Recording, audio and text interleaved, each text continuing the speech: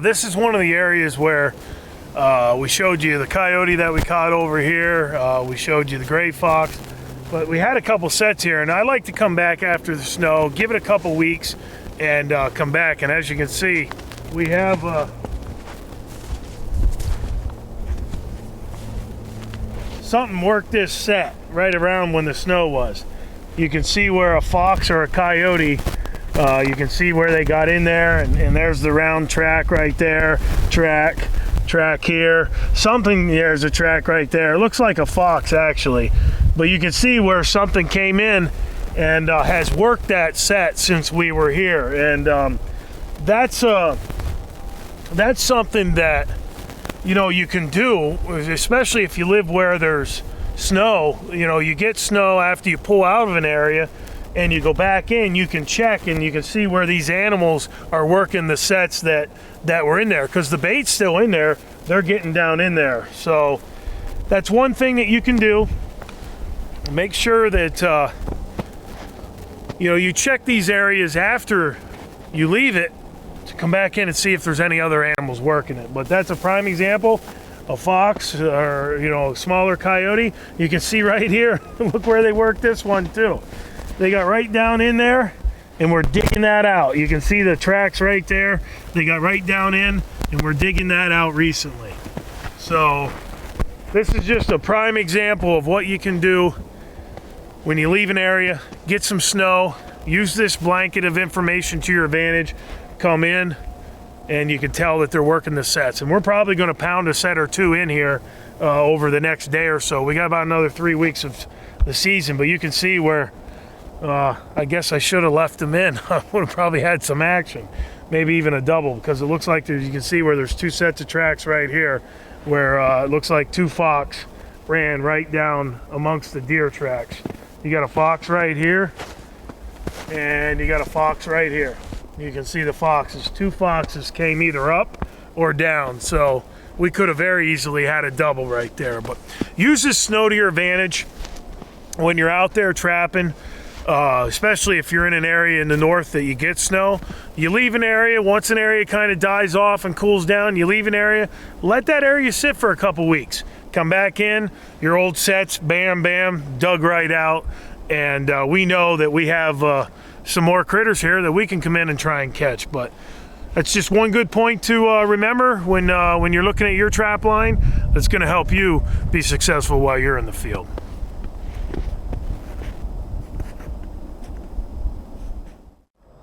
You know, we're out here on the line today and we're doing some late season mink and muskrat trapping, and there's some beaver signing here. We'll probably come back here for beaver in the spring once we get a good spring thaw. But this is just another opportunity. You know, we're out here today doing some mink and muskrat and things of that nature, but we got coyote tracks right here, and a lone coyote is running right up this ice.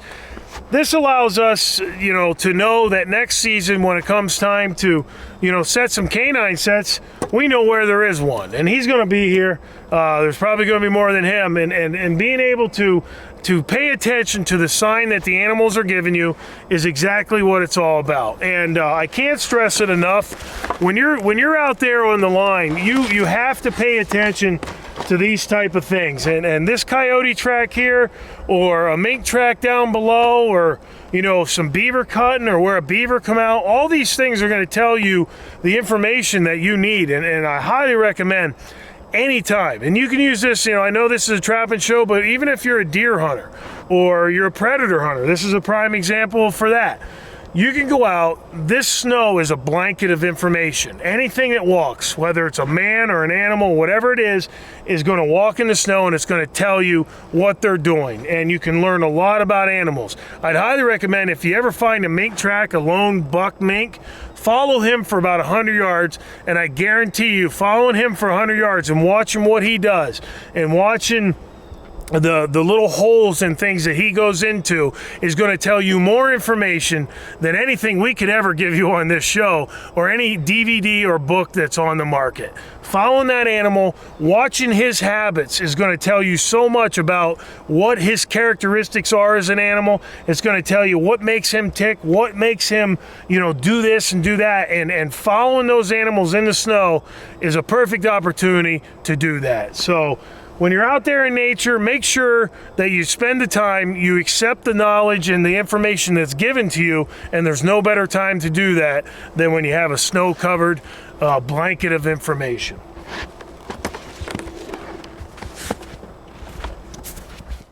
You can see, you know, you got all the weeds and stuff here, but you got a channel right here that comes down through here. That's exactly where we're gonna wanna put our trap. So I'm gonna take this, put that through the ring.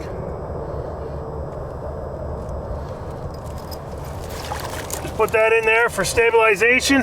And this is gonna go right in, and it goes right down on the bottom now. And that's exactly what we want. Now, one other thing that I'll do sometimes, I wanna put a little dive stick in there. I want that animal, if he's coming down on top of the water, I want him to see this dive stick and go, boom, dive down under. So all I do is take this, put it between the outside jaw, just like that. Sticks out of the water a little bit like that. That animal's gonna see that. He's gonna dive right down in under there. But that 110 is now on the bottom. It's right in the middle of that channel. And any muskrat or mink that comes down through here is gonna get caught in there or comes up through. You could have rats. I mean, this is all cattaily, weedy. You can see how it is. Those rats can burrow in and under anything here and live. But we're going to put 3 or 4 up through here in this maybe 10-yard stretch. But it's going to help us kind of cordon off this 10, 20-foot area. And if we catch 3 or 4 rats in a day or two, and then we don't catch any overnight, we move up to the next 10, 20 yards. The next 10, 20 yards, depending on how many traps you have out or you want to set. You want to set this whole thing up, you can do that. But we're out here, we're just coming out doing something for the weekend. Kind of a weekend warrior here. We're late in the season. We only have 3 more days left in the season. But I got the itch. I want to come out and try and catch some more muskrats and mink. We showed you that one mink set down there where the mink tracks are, and hopefully we'll get an opportunity at that one. But it gives us an opportunity to come out here and do some stuff. But that's all it takes. That trap is now on the bottom, in the middle of the channel, and it gives us the opportunity to catch any rats that come up or down. So we're gonna move up and put some more up here.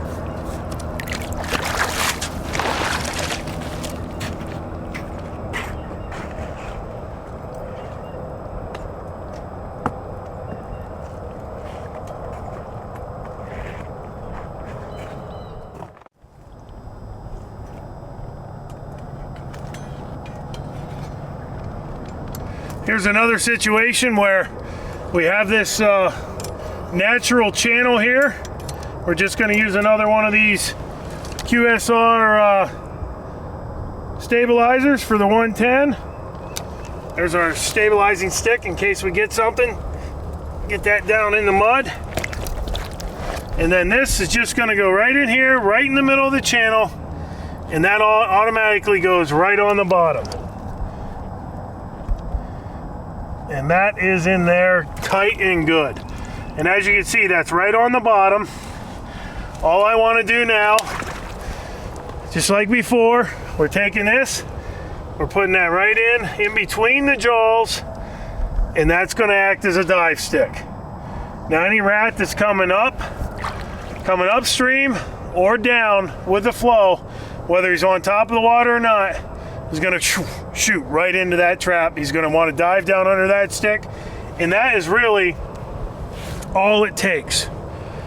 We got 1, 2, we're going to put 3, 4. We're going to put 4 sets right here in this 10-yard stretch. We're going to put another one up here about 5, 10 yards, and we're going to put another one probably down below this one over here to where we have it cordoned off. But all in all, any rat, mink swimming up and down through here is gonna go through these, and these are prime examples of just basically any set that you can make on the line in this type of situation is going to make you successful. You're going to catch rats and the occasional mink coming down through here, and they're really good sets. We're going to put 2 more in and head on down the road to some other areas.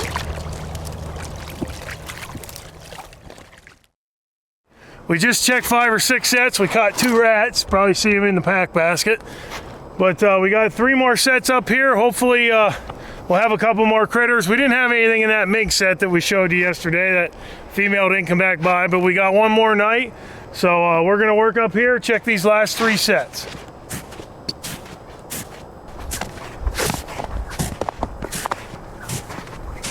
Well, nothing in that one.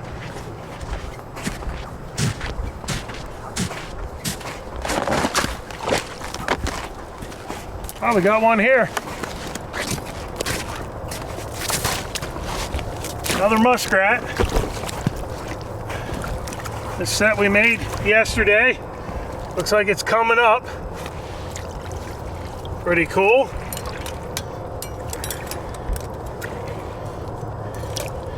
Another muskie.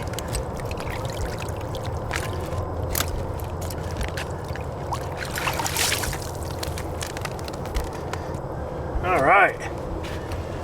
Nice rat. Not a, not a large rat, but still a rat nonetheless. These sets up through here are deadly in these type of situations where you have these rats. Actually, you know what?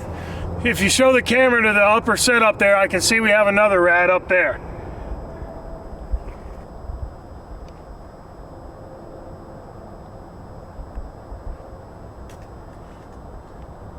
But as I was saying, these situations where you have these rats, they will definitely work for you. If I can get this back on here.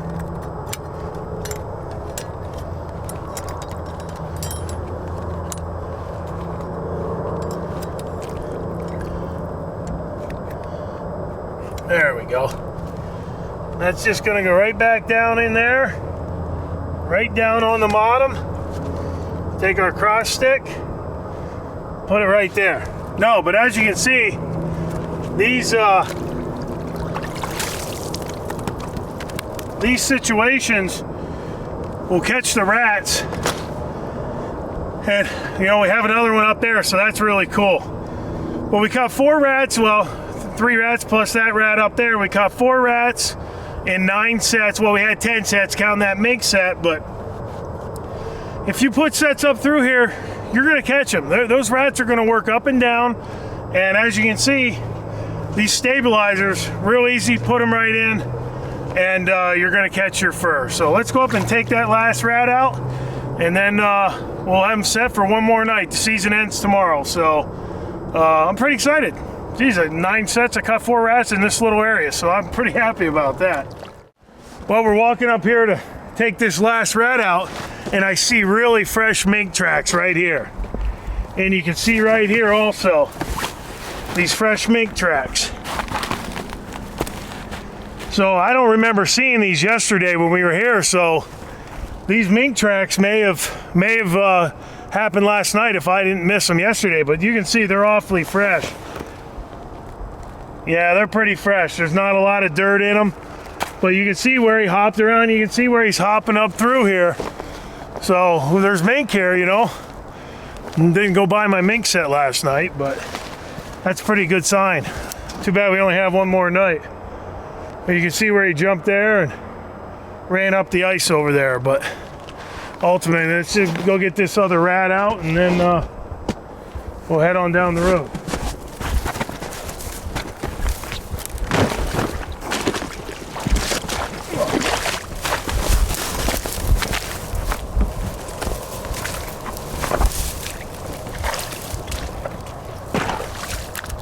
Oh, that's not a rat. That's a mink. That's what I'm talking about right there, boys and girls. Mr. Mink. I don't know if it's that mink track there. That would be too easy. Which way was he coming? Coming down. Those tracks were going up. So maybe maybe we did get him coming down. That's pretty cool right there though. I was not expecting that. We were down there no more than 15 feet and I was like, oh, there's another rat sticking out of the top, and come up here and we got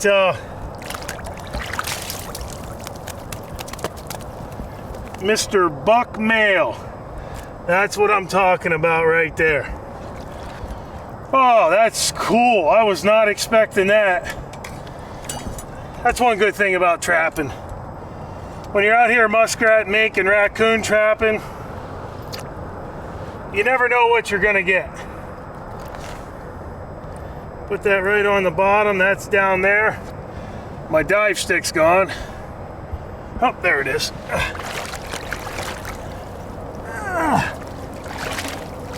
You never know what you're gonna get though.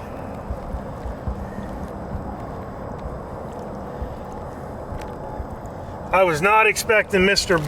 Big Male. As you can see, these are just a cool little critter. Awesome, awesome critter. Most of the ones in Pennsylvania have that white patch. There's always a little white patch. I think that's pretty much the whole species, but that little white patch under the neck. Pretty awesome. I'm exhausted. Trekking up through this marsh. That's pretty exciting though.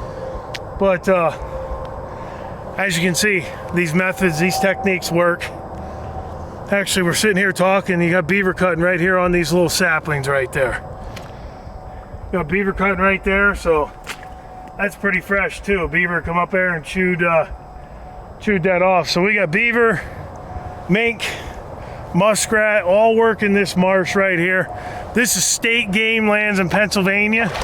Right where we parked the truck, there's one of them big orange signs. So, you know, you can find places like this anywhere. And if you do come across something like this, set it up, set it good, and they're not hard to catch.